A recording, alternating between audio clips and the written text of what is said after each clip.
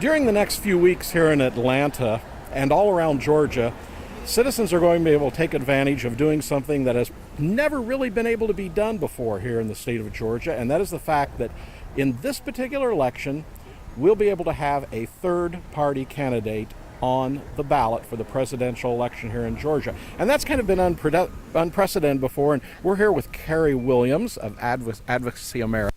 And Carrie, always before, we could never really get a candidate on the ballot because it took a certain number of signatures. How many did it take? 54,000. 54,000. But just recently, that's been lowered to a number that is right within reach of this particular presidential election. Mm-hmm. We're now only needing to have 7,500 signatures. That's it.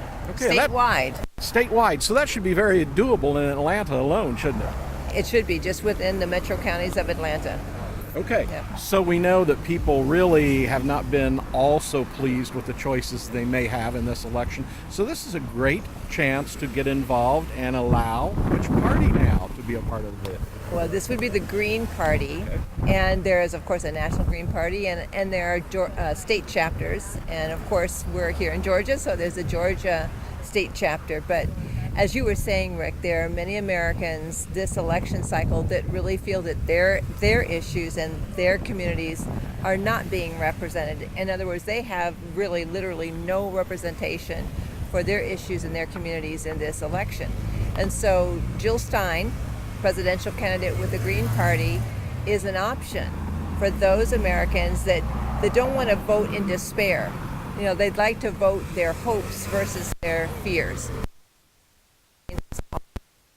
So by signing a petition here in the state of Georgia between now and July 12th, that becomes possible. With Jill's name on the ballot in Georgia, that will meet a fulcrum, a necessary number of states that have her name on the ballot, and she can be considered to be in the presidential televised debates that will happen, of course, nationally this fall.